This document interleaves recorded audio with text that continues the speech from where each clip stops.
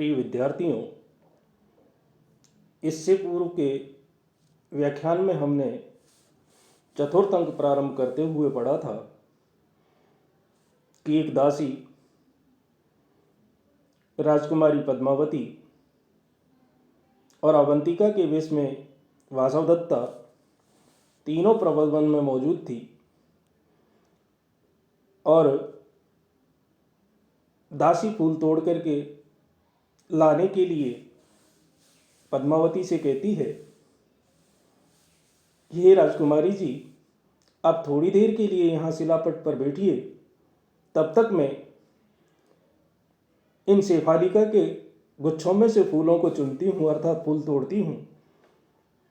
और वो दोनों दासी से ये कह करके वहाँ पर बैठ जाती हैं शिलापट पर। तो फिर दासी उन दोनों से कहती है वैसा ही करके, यानी फूलों को तोड़ने का नाटक करके वो पद्मावती से कहती है, पश्यतु पश्यतु भर्तृधारिका आर्धमनशिला है पट्टिकारी शेफालिका कुसुमई पूरीतम में अंजलि। हे राजकुमारी जी, देखिए देखिए, महनशिल के टुकड़ों के समान अर्धमना है शिला, यानी महनशिल के टुकड़ों के समान शेफालिका कुसुमई शेफालिका के फूलों से पूरीतम में अंजलि, मेरी अंजलि पूरी तरह भर गई है, अर्थात मेरे दोनों हाथ पूरी तरह से भर गए हैं। तो पद्मावती उन फूलों की तरफ देख करके उससे कहती है, अहो विचित्रता कुसुमानाम, अहो फूलों की विचित्रता, पश्यतु पश्यतु आर्या, हे आर्या आप भी देखें, आप भी देखें। यानी पद्मावती उन फूलों की सुंदरता को देख करके वासवदत्ता से कहती है कि आर्या आप भी इन फूलों की सुंदरता को देखें। तो वासवदत्ता कहती है, अहो दर्शनीयता कुसुमाना, वास्तव में फूलों की सुंदरता तो देखने के योग्य है। तो चेटी कहती है भर्तृधारी के, हे राजकुमारी जी, किम भूयो अवचेष्यामि, क्या मैं कुछ और फूल चुनूं, अर्थात इनमें से कुछ और फूल तोड़ूं।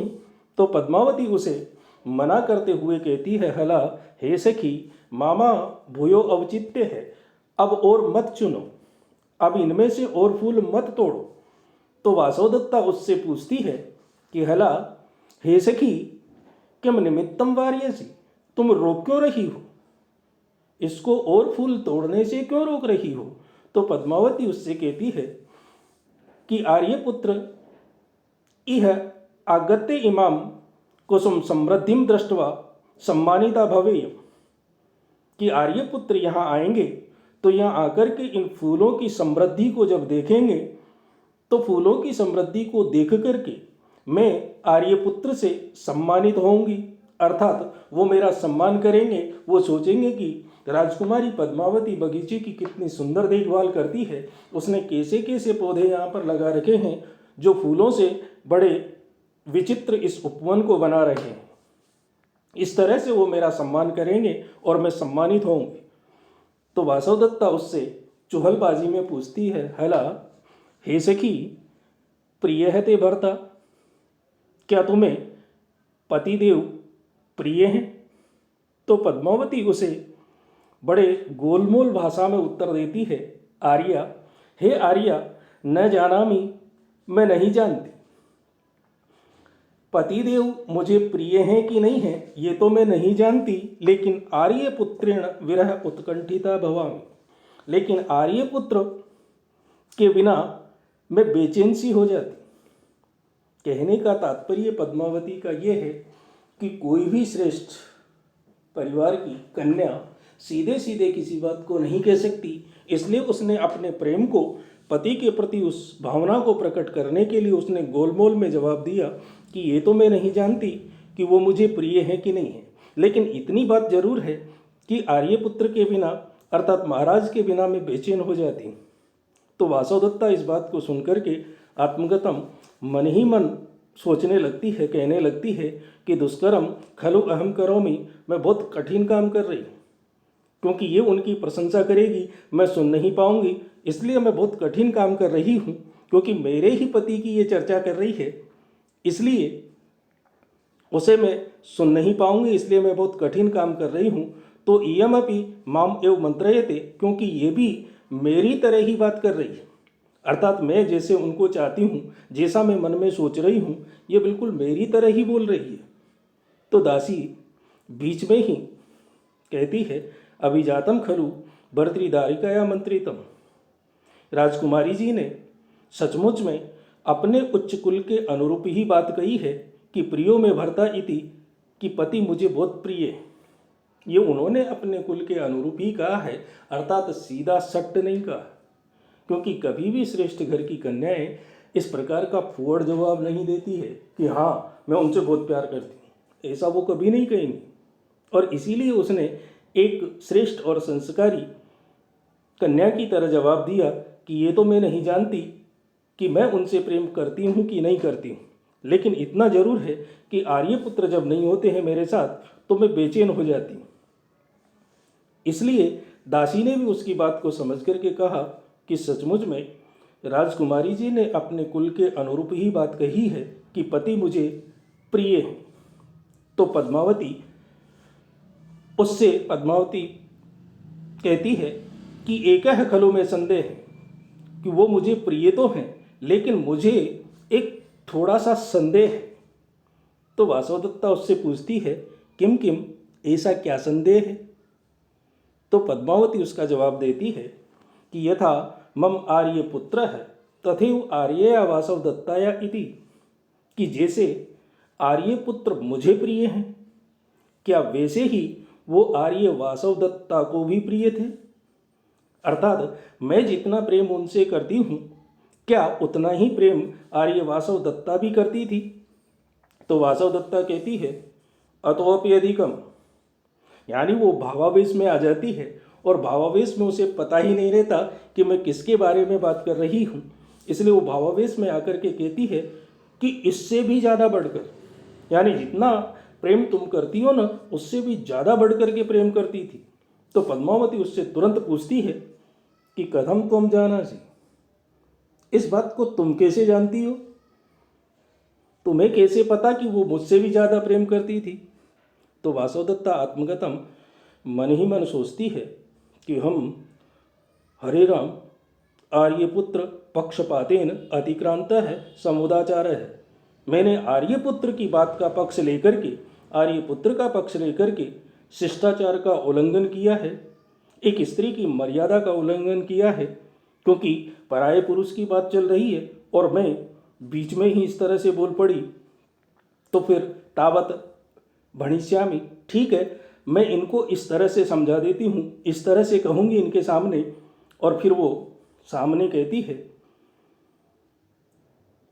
कि सही तो कह रही हूँ, यदि अल्पस्नेह है, यदि इतना प्रेम नहीं होता तो सा स्वजनम न परित्यजति, तो वो अपने परिजनों को नहीं छोड़ती। यदि वो इनसे इतना प्रेम नहीं करती होती तो निश्चित रूप से अपने घर वालों को छोड़ करके इनके साथ नहीं आती, इनके साथ प्रेम विवाह नहीं करती। तो पद्मावती उसकी बात को सुन करके समझ जाती है और कहती है, भवितव्यम, हाँ तुम बिल्कुल सही कह रही हो, ऐसा हो सकता है। इतने में दासी कहती है भर्तृदारी के, हे राजकुमारी जी, साधु भर्तारंभण, आप भी अपने पति से अच्छी तरह से भण कहना कि अहमपि, कि मैं भी वीणाम शिक्षिष्य इति, बजाना सीखूंगी। आप भी अपने पति से अच्छी तरह से कहना कि मैं भी वीणा बजाना सीखूंगी, मुझे भी वीणा बजाना सिखाओ। तो पद्मावती कहती है, उक्तो मम आर्यपुत्र है, हाँ मैंने एक दिन आर्यपुत्र से कहा था। तो वासवदत्ता जिज्ञासावश उससे पूछती है, तत्किम भणितम, तो फिर उन्होंने क्या कहा? जब तुमने वीणा बजाने के लिए उनसे पूछा तो फिर उन्होंने क्या कहा?